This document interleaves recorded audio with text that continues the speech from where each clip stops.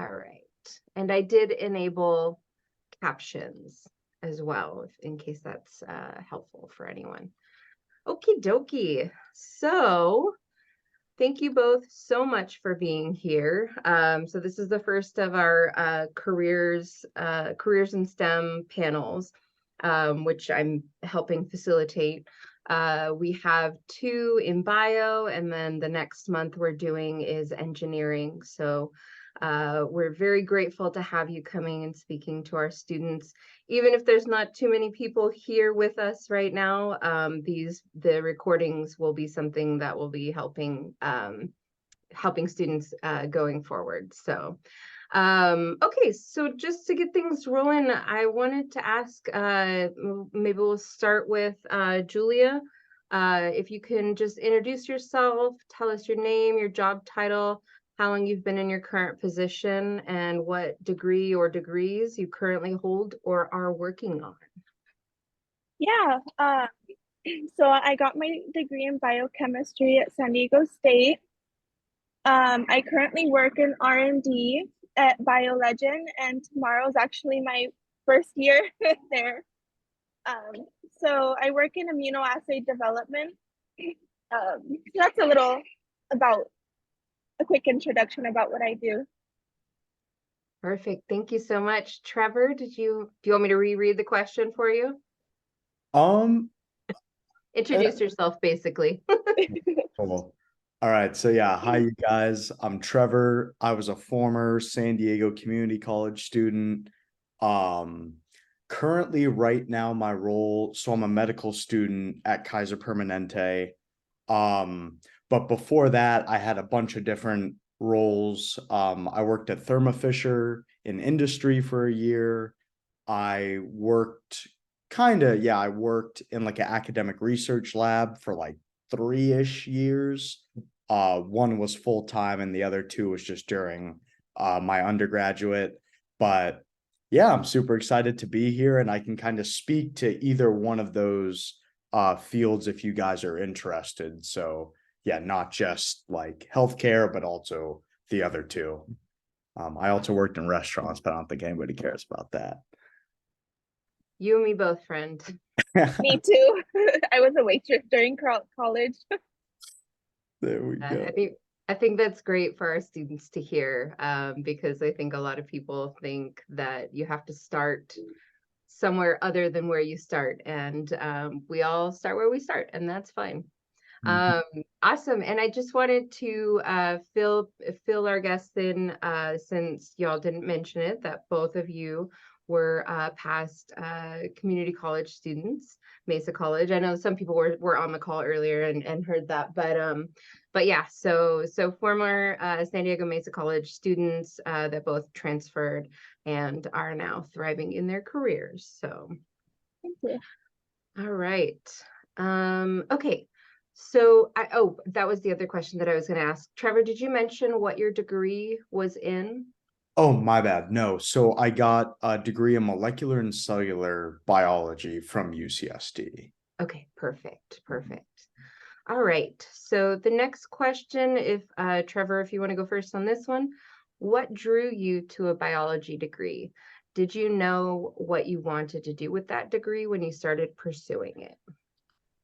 Yeah. So again, kind of like, everybody starts at different positions in life. When I started community college, I had no idea what I wanted to do. I did not have a strong educational background growing up. Uh, was not a very committed student back then. So I pretty much came to community college ready to learn for the first time. And I had no idea. I was just taking random different classes, philosophy, communications, business. And then eventually I took an intro to bio class. So not even bio 210A, like one step before. And I was mind blown by it. I was like, oh my God, this is like magic. This is crazy. And I just wanted, to try to learn more about it. And did I know what I wanted to do with the degree? Honestly, at the time, I thought I was going to be like the next Watson and Crick. I was like, I'm going to go into research. I'm gonna find the next cure for like the next big thing. But once I actually got some experience doing research, I realized, hey, this actually isn't for me. What else could I potentially do? Still with a biology background, but also like a love for like that face-to-face interaction with people. And that's kind of what led me to where I am today.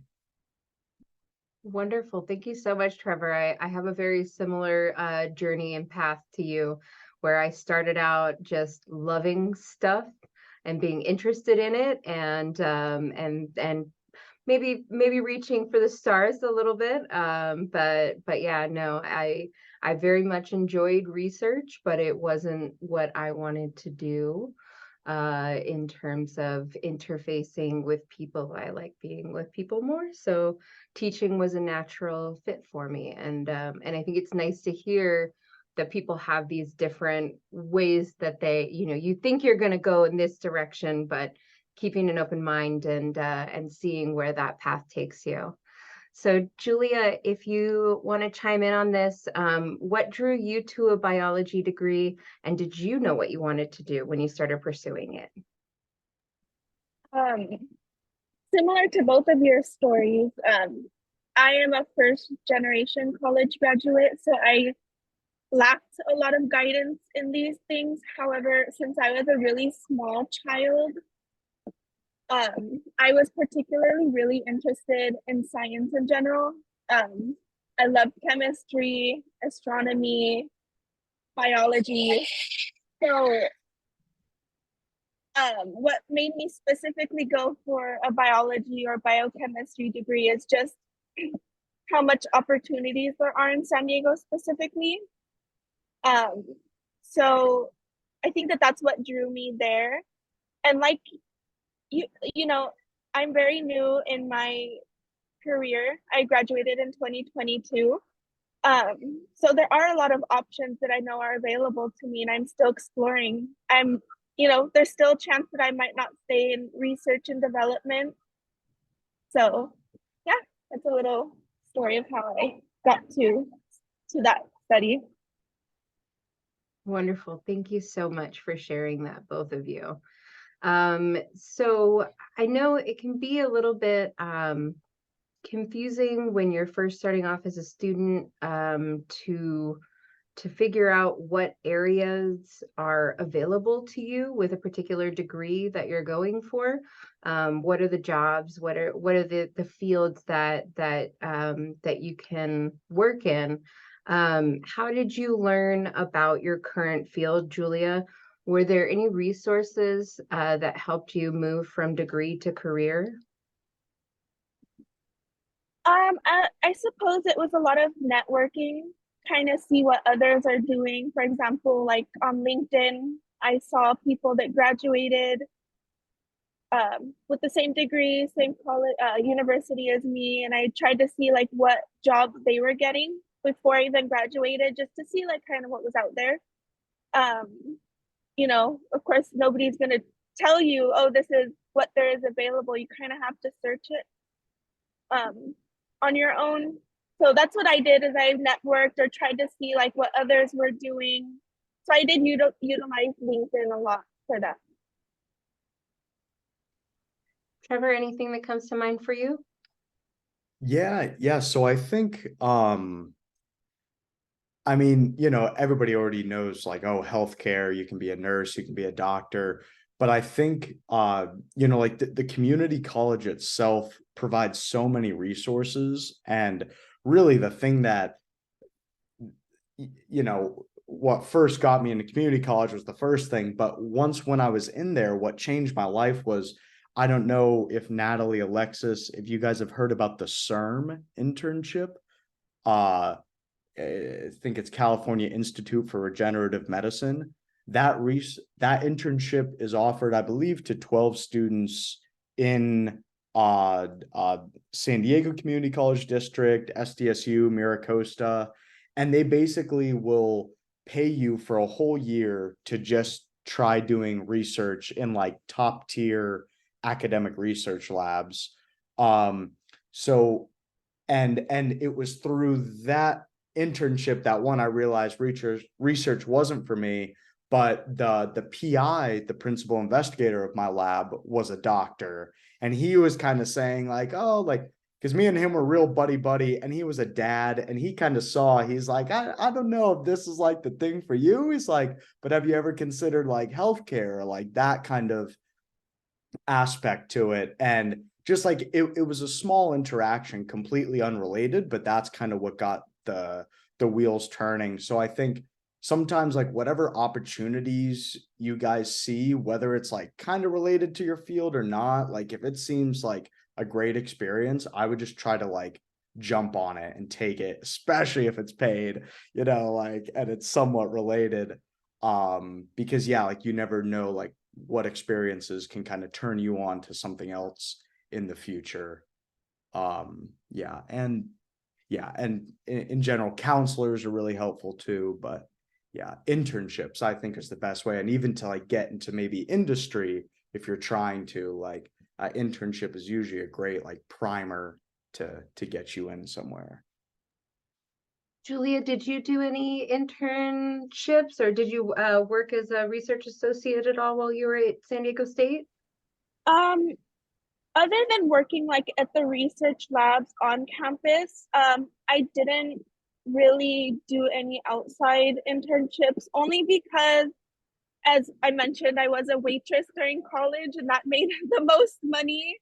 And I was a mother, so I couldn't really go for like a lower pay, I suppose. So it was a little difficult. But I do agree, like anyone that has the opportunity who still lives with their parents that don't necessarily need that extra income to totally go for it.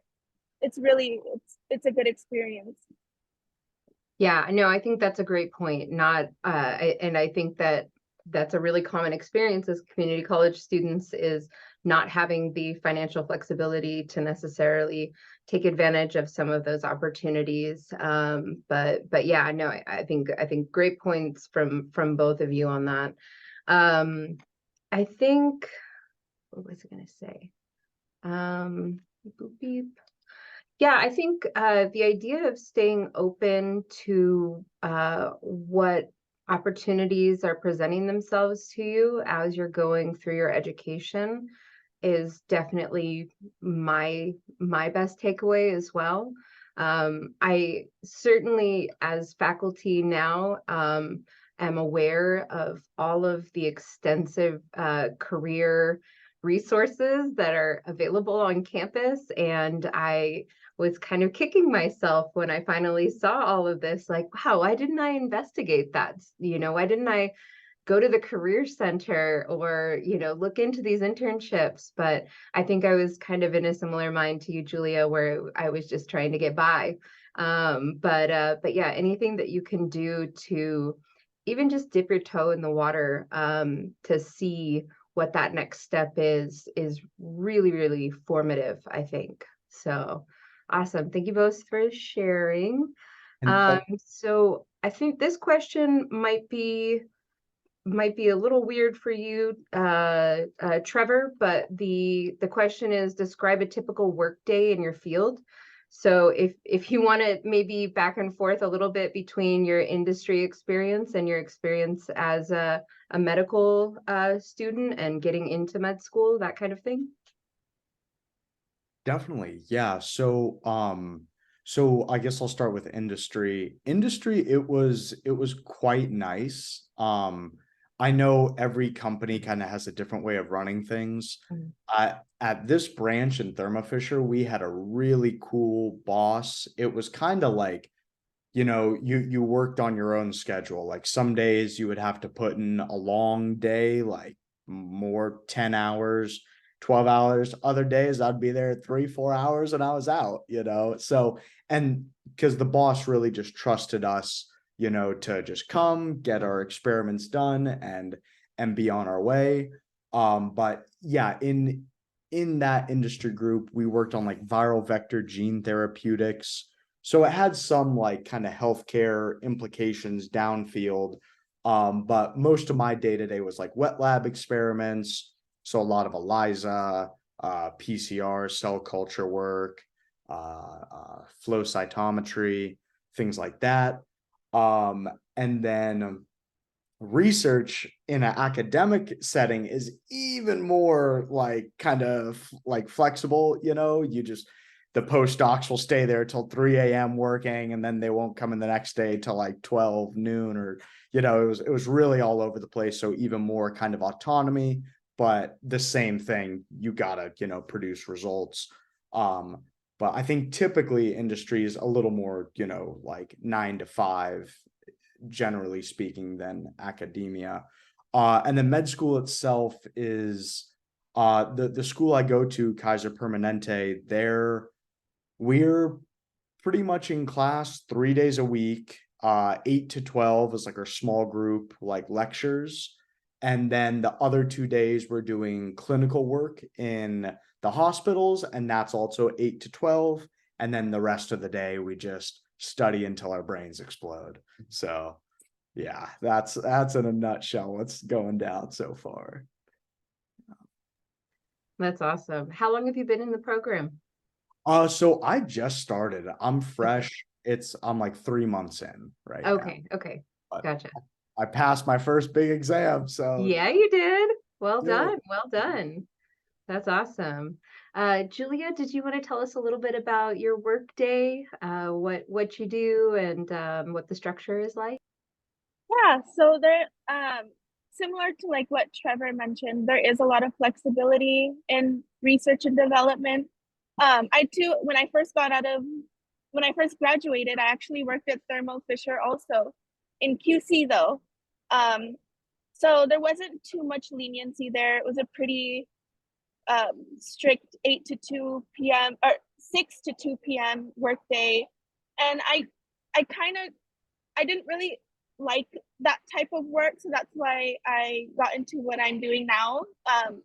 So yeah, there's a lot of flexibility. I design, what experiments I'm going to be working on that week, or troubleshooting and that sort.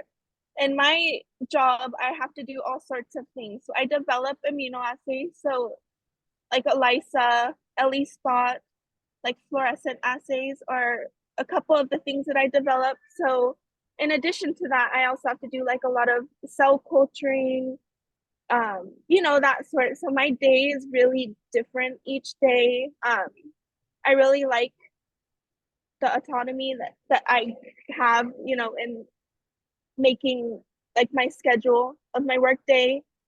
So I really enjoy that. Do you feel like the position that you have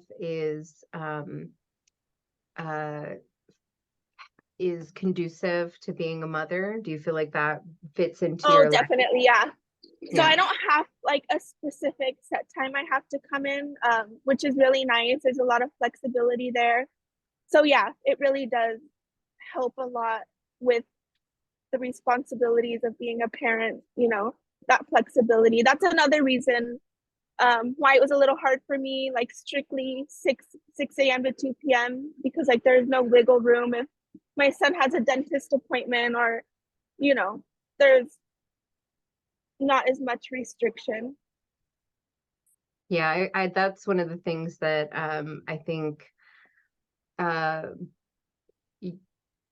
I wish that people would think more about when they're, going through this path, because I think you, having had children while you were doing your degree, kind of were, that was in the forefront of what you were doing.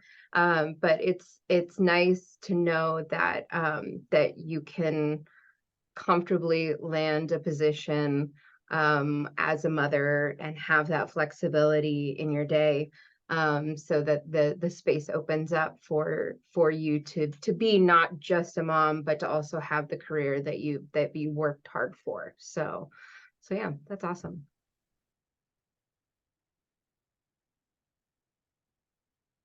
I muted myself. Whoops. Um, okay, so next up, Julia, if you want to take this one. I know you guys are both relatively new in your areas, but what kind of opportunities are there for growth in your field? And that could be your company, but it could also be, you know, the area of research, or the area that you work in generally. Yeah, so I do feel like there is a lot, you know, of room for growth both within the company and as well, you know, in other jobs. Just the experience you gain, like from a specific job, can really give you like the upper hand when looking for another position.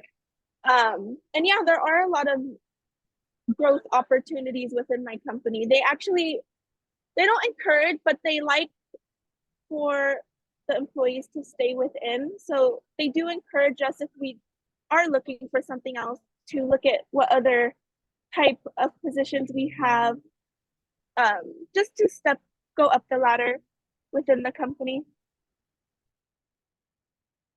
And with that, possible shifting of responsibilities, or changing to different sides of the research.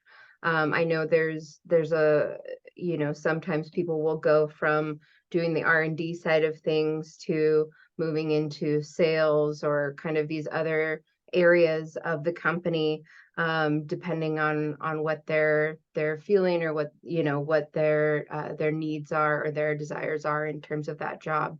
Can you speak to that at all? I don't know. That might be something. Yeah, I'm not too familiar with that, but from what I'm understanding is, like, yeah, there are different like departments, I suppose, Mhm. that do have very, very different responsibilities. Right. Yeah, so um definitely, like when you get promoted, obviously you develop more responsibilities or different um you know, requirements for the job. Right. Awesome. Trevor, did you want to jump in on that? Yeah. So I think, speaking from the like academic research side, at least what I saw, kind of the opportunity, or like the growth pattern in that field was like coming as a PhD or a postdoc. You do your time, like you get whatever publications you get, and then pretty much the end all goal is, can I become a PI and like get my own lab and usually teach at a university in tandem with operating my lab. That's like one route if you're going academia all the way. And kind of like what you said, Julia, you have more freedom when you're actually in like that R&D kind of field. Um, but let's say you're in academia, you're a postdoc, and you're like, you know what, I'm not getting the publications I want. You can always just bounce out of academia and join industry, where you know, you can usually have more of a senior role because you were a postdoc, you already have a PhD, and you know, so you can make that transition. I know if you're going industry from like scientist one all the way up, there's tons of opportunity. Like for horizontal movement, if you're like a wet lab scientist, but you're like, hey, I'm interested in sales, or I'm interested in QC or something else, you can move that way. There's always room for growth upward as well. Um, yeah, so that's like for industry, I'll say, because at Thermo Fisher, my boss, I think, has worked there for like 17 years, and then another senior person was like 23. So, and yeah, so that's definitely possible. For medicine, I would say opportunities for growth. I mean, well, you know, you finish medical school, you do the residency, everybody has to do that. Then you get your attendingship. But even from there, like you don't have to just be a practicing physician. You could be a teaching physician. You could be a more of a administrative doctor. So let's say you're like passionate about healthcare and kind of how it all works, but you want to see more of the admin business side of things. You can still go into it like that way. Um, a lot of people also get their MD and say, the hell with residency. I don't want to do this. I just want to go into consulting. And because you have that MD degree, it's like appealing for companies, and they'll bring you in that way too. So Yeah, so a degree is really not as confining as like a lot of people think. I think it's really about like whatever experiences you have, and if you can just show that you have whatever skills that that job position needs, you know, and you like present yourself in the right way. Um, yeah, so growth can be a lot of different directions. I'm just out of curiosity, this is kind of tangential, Trevor, but do you know at what point along the medical school journey do you choose specialization, or do you know what I mean? Totally. So I think usually in your third year, you start to kind of narrow down which rotations you want to kind of hyper specialize in. Like you still have to do some of the other generic ones, but the third, you kind of get more autonomy to be like, okay, I want to do maybe like 5 pediatric rotations instead of all this other stuff.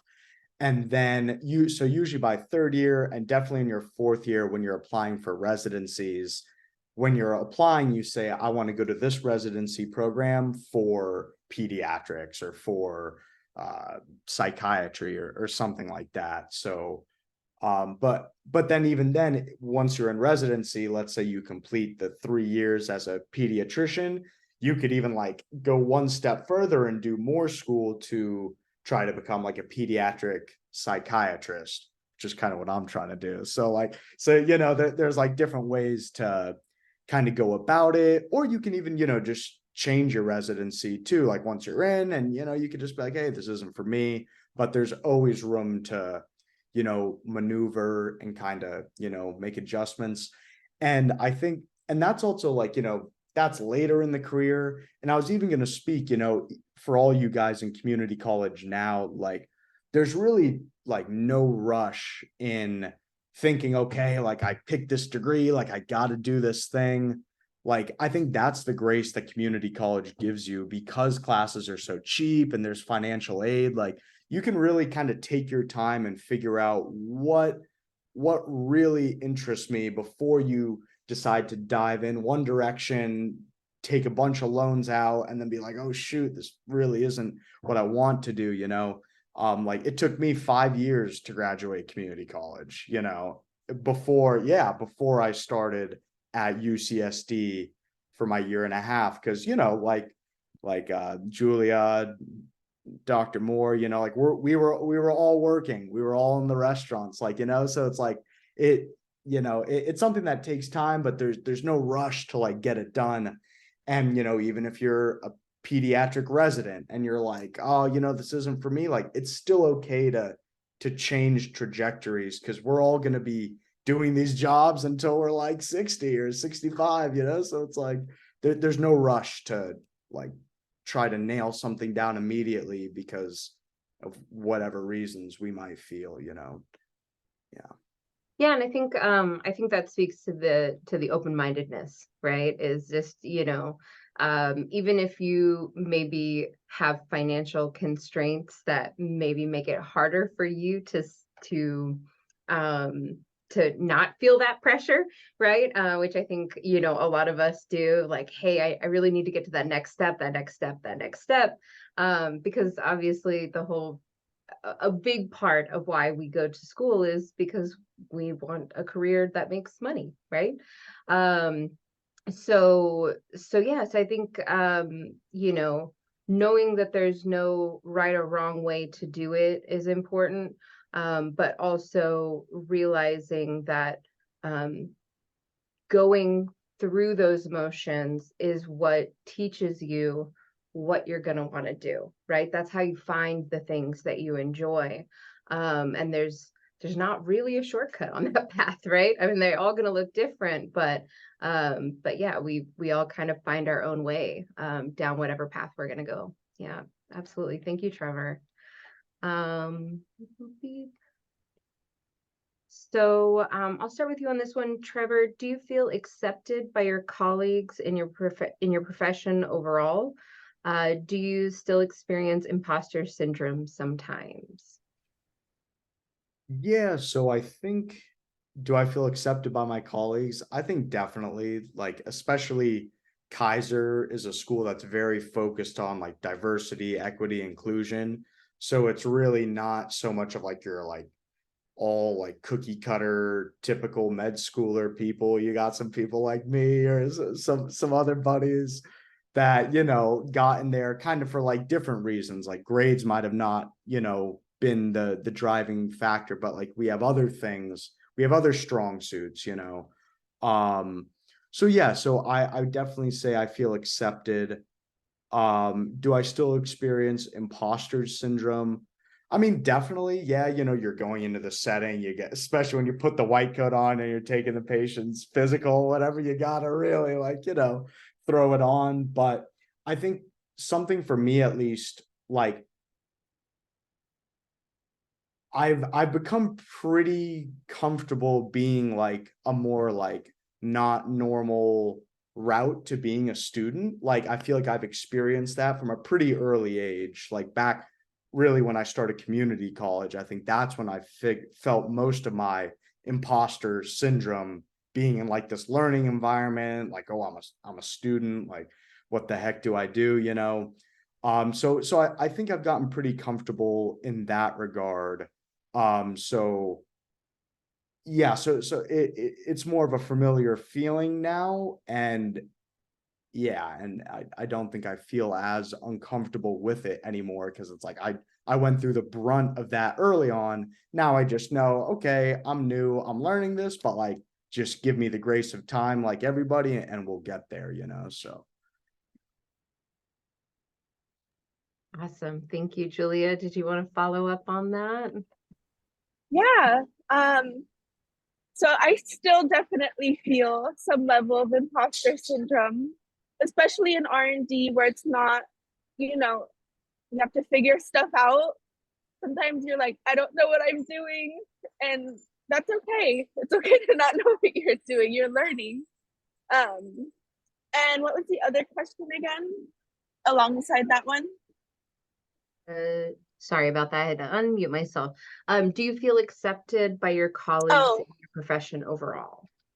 yeah, the team I work with now, they're really accepting. I feel welcomed and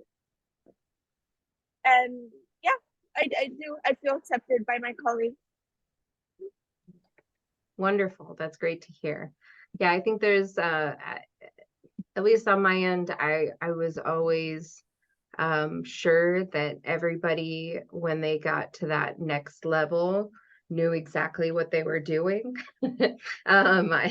So I was, you know, when I finally got to the point where I was the one that was standing in front of a classroom or that had, you know, the job, I was constantly just like, no, don't call me professor. It's weird. I don't feel like I am that person. And I still feel that way sometimes. So more comfortable now than it used to be. But I think it's very natural to feel um like other people have it figured out and you don't. So I'm glad to hear that I'm not alone in that.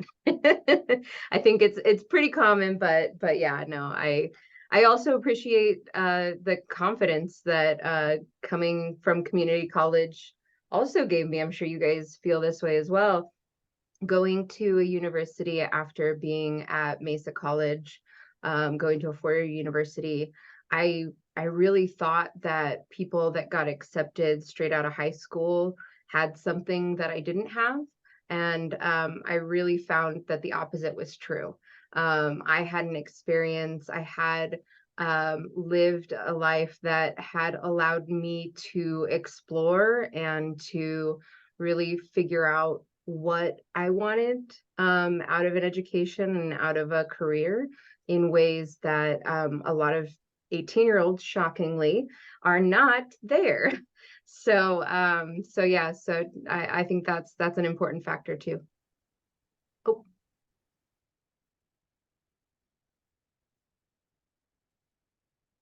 Julia, you okay? Sorry.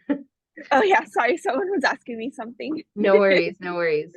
Okay, so the last question that I have for you both, and then if our guests have any questions, we can open up the floor to questions, is Do you have any advice for students who are just starting a degree in biology? Any recommendations, cautions, or tools?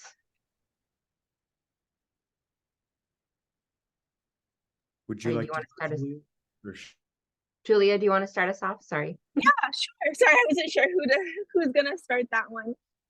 So I definitely think to use resources, and I feel like I recognized all the resources that were available to me a little too late. So I definitely encourage students to really get all that they can get out of their college, out of their university, use all the resources, tutoring, career centers that could really help you.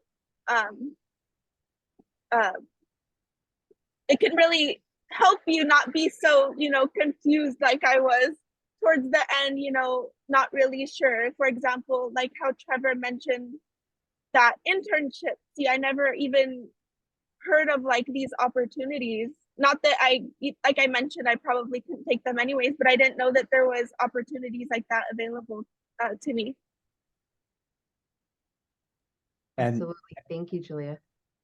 and even going off that, Julia, like I I probably am guilty too. I never went to the career center or like any of the internship centers.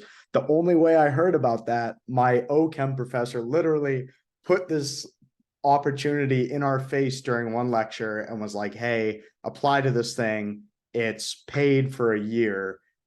And I was like, okay, like, the second she was like, it's paid, I'm like, all right, like, let's do it. So, but yeah, those opportunities exist for all of you guys.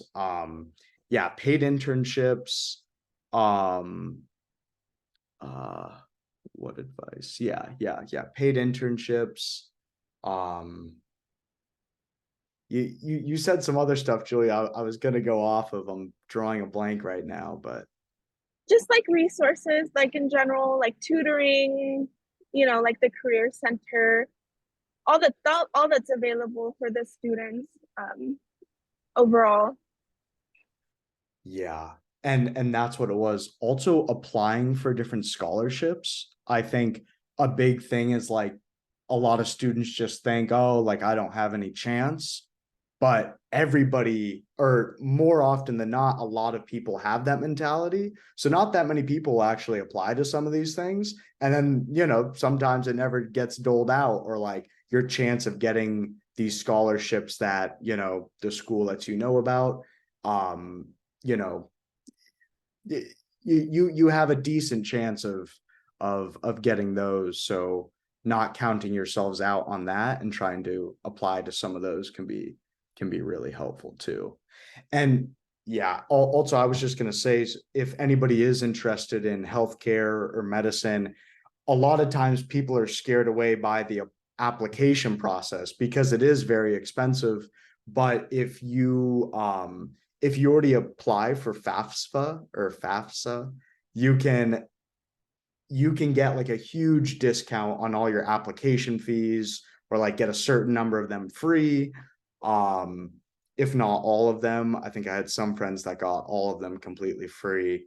Um, and then yeah, there's also medical schools that give like full ride scholarships, and free tuition too, like Kaiser, New York Grossman, and and always apply for it, because I didn't think I had any chance to get into this school, but I was like, screw it, I'll roll the dice, we'll see what happens. And I got the snake eyes and I got into the school that's completely free. So it's like miracles do happen, so whatever you guys are passionate about, whatever it is, you always have like a fighting chance to get the opportunity.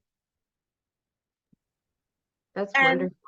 Go to ahead, kind of Julia. go off what Trevor said, I'm guilty of not, utilizing scholarships and that sort, just because I felt like, you know, why would they choose me, And it's so true. What he said is that some people don't even apply to some of these, and you have such a high chance of getting them. Like, it's so silly. If I could talk to my younger self, I would, tell them, like, there's so many opportunities for you and don't let those pass by. Same with applying for schools or whatever that you think you might not get into. It's, you'd be surprised. Absolutely. I think that's awesome. Really, I think the optimism is everything, especially when you're on the other side of things. It's you just realize how many opportunities are out there. Especially I mean, as an instructor, I see a lot of this stuff. And so we have a scholarship in our chemistry department that sometimes we have one person that will apply for, right? So you never know. In some cases, it's literally just do the paperwork, right? And it's good practice, right? Because all of those applications help you to kind of craft your narrative, which sounds hokey, but is truly a part of building your identity, and building your career presence, right? Is knowing who you are, why you're interested in going down that path. And that's a lot of what those applications require you to do, is that kind of self-exploration of, why am I doing this? What do I hope to get out of it? How will this help me in my career? What can I bring back to the community after I've achieved this?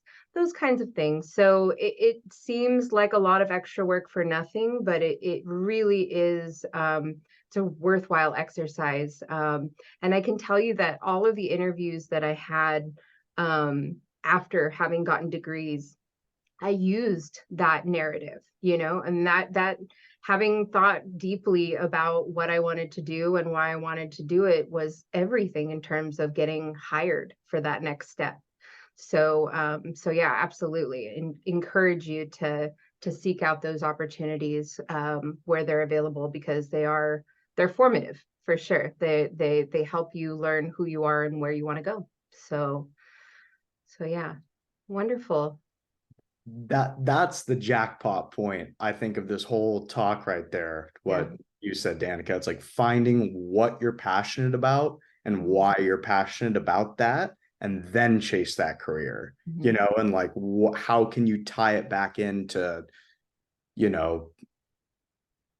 passions and loves and old communities and people who you want to represent.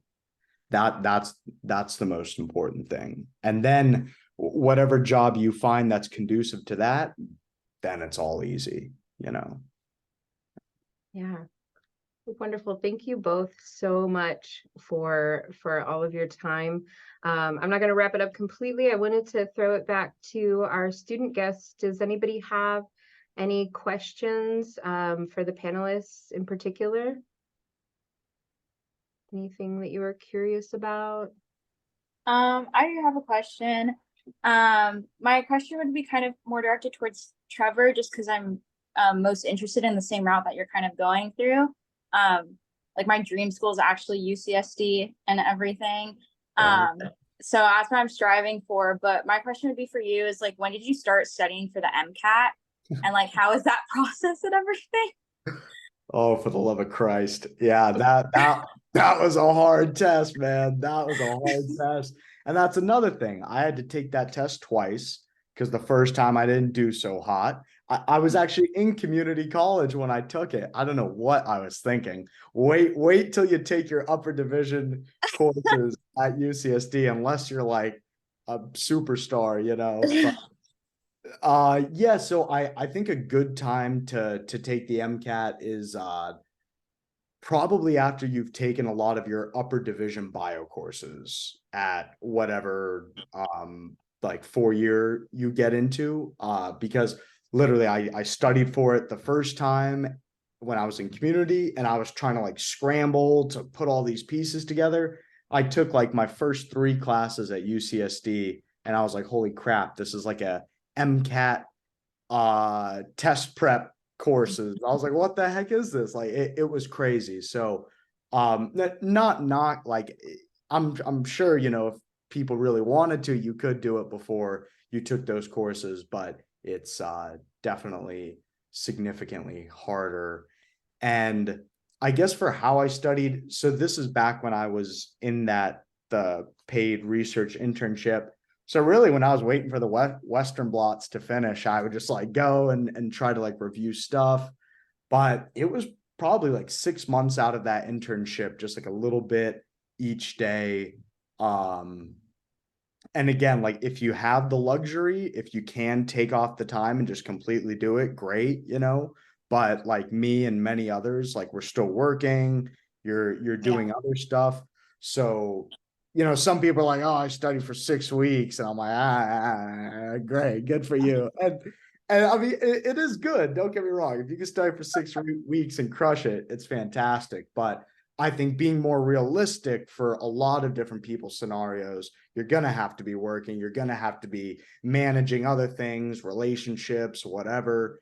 So it's okay, you know, if you study for like 6 months to a year and then, you know, just take it then, just like as long as you set yourself a good schedule. Um, and I'll also throw my information in the chat if you guys want to reach out in the future, and I'm happy to talk about it more, but kind of in a nutshell, that's what I think. Yeah, and last question, sorry. For your like undergraduate or like for your application for like UCSC and all that, was the only thing that you really had was your CERM internship that you were talking about, or did you have also like other like volunteer or extracurricular type stuff in your application, if you remember? Yeah, you know, honestly, not really. It was really just the CERM internship. But like kind of like what Danica said, like I really rode on the fact that like I was an independent college student. Like I worked full time, I was in school as full time as I could, and kind of like the resilience that like that gave me. And you know, really tried to use that and like kind of craft my story around that. And, you know, I talked about my past too and some of the iffy things that I was involved with, Yeah. how even though I was involved with those things, I was able to make it to where I was. And I just demonstrated like consistency in that, like I could change and just like adaptability, hard work, you know. So even if you don't have like a ton of volunteer experience or, you know, other things like that, you know, like work experience alone and just like, you know. Yeah, because I feel like where I'm at right now, like I'm supposed to apply to transfer next fall for class of fall 25 to like get in. And I'm just right now, like my wheels are starting to turn of, oh, I need to do this and that. And I feel like it's a little bit late, but at the same time, I'm trying to like do everything now, like apply for internships or find internships to apply for and all that stuff. So yeah, that's kind of where I'm at. So, Julia, did you want to speak to that? Because I feel like that's a pretty common situation when you're trying to transfer, of not necessarily knowing what other stuff you need to do beyond just the coursework. Yeah, so again, I felt UCSD was a school I really wanted to go to also, but I feel like that prevented me from wanting to apply just because I didn't have all this extra stuff that I know some students do have. And again, that's like a regret of mine because like Trevor said, that you never know, you could apply and you could still get in. So I feel like don't let that like hinder you from proceeding or, you know, that sort. Yeah, no, absolutely. I think that's great. And I think that we tend to underestimate how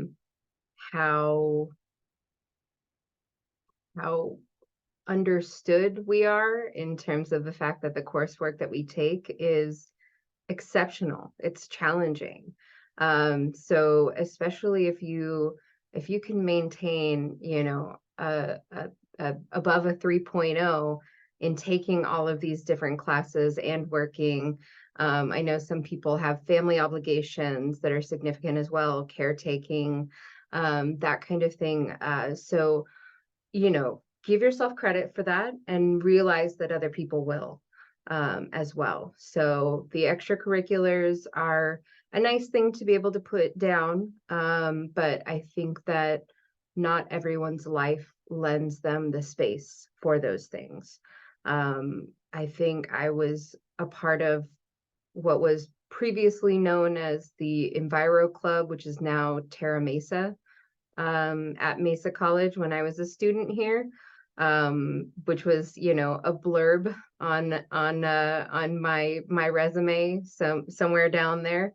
But I don't know how much that truly affected my getting in. My guess would be, especially being on the other side of things now, that it was more about the tenacity and what Trevor was saying about, you know, demonstrating that even in the face of really challenging coursework, that you held it down and you got through it, and that you were ready to take the next step. So really demonstrating that dedication, even in the face of challenging circumstances, which I also never had to do a degree during a pandemic. So that's another thing that that I was fortunate to have dodged, but is something that I would absolutely encourage people to incorporate into your narrative, right? How did being alive in such a time and trying to study, how did that impact your life?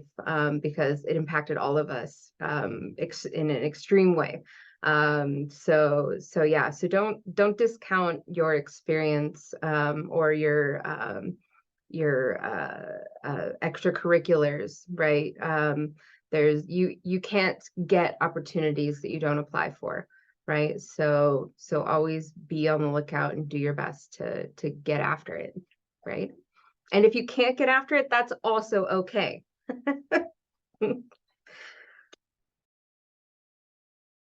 Did anyone else have any questions? Any quick last minute? Miranda, yeah, go for it.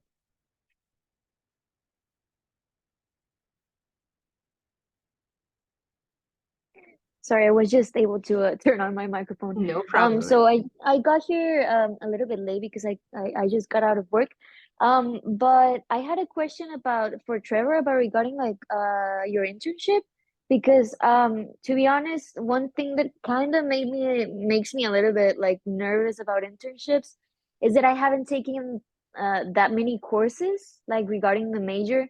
I just starting my second year in college. Like I already took like a couple of chemistry, I'm taking biology, so I kind of have a little bit of background, but I feel like it's not enough, and I don't know if that's like something that stops you from getting opportunities of internships. I'm not really sure because I'm kind of lost regarding internships. Trevor, you're muted. Sorry. Yeah, so no, I just said, yeah, that's a great question, Miranda. And I think still, I just wouldn't let that stop you. I would still apply to everything and anything, because any internship opportunity they give to a student that's in community college, they should, you know, they should understand what our like knowledge base is. Like most of us are just starting off, or maybe we have a couple classes here or there, but like we are not pros. We aren't at that like specialized step yet where we're taking all these super in-depth classes. And just speaking from my experience, so that CERM internship, did you hear me talk about it and like what the opportunity was? No, I didn't actually hear. I just heard like the very last part, so that's why I was asking. No worries. Yeah, I put that in the chat too, along with my email if any of you guys have any questions. But so yeah, CERM, it's a year-long paid stem cell research internship. And so for me, I only had one bio class under my belt at the time. And I applied and I got in, but where I was doing research at was at UCSD, at like a top tier like research institution. So even though my coordinators and the program like knew what my level of understanding was, that research lab sure as hell didn't. And they didn't give a damn what I did or didn't know, but they were like, why don't you know this? Blah, blah, blah. And not trying to say that to scare you, but like, even though I only took one class, I was able to put in the work and learn the stuff. And then, win their trust. And then, but before you knew it, at the end of it, I was conducting experiments from start to finish. And we were best friends. We would come over, we would hang out, all the stuff. So yeah, so even if you only have one or two classes, like I wouldn't let that stop you. Still apply for everything and anything. And I think the vast majority of people in programs will understand where we are coming from. And give us that grace. Yeah.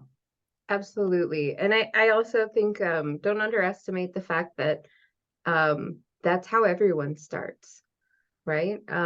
So I know from my experience working in research, when I walked into a research lab for the first time, I had no idea what I was getting into, and they handed me 13 unreadable papers that I had to dig through the depths of the internet to understand, literally paragraph by paragraph. And that's how it starts. You get this basis of knowledge, and that takes you a certain amount of the way, but the rest of the way is just self-investigation and independent learning. So all right, but out of respect for time, I'll go ahead and wrap it up and just say tremendous thank you, Trevor and Julia, to you both for your time and your input for the students. It's truly invaluable. So, and thank you all to being here. Thank you for joining us. Thank Thank you. you for having us. All right, have a wonderful afternoon, everybody. Take care. You too, bye. Thank you, you too.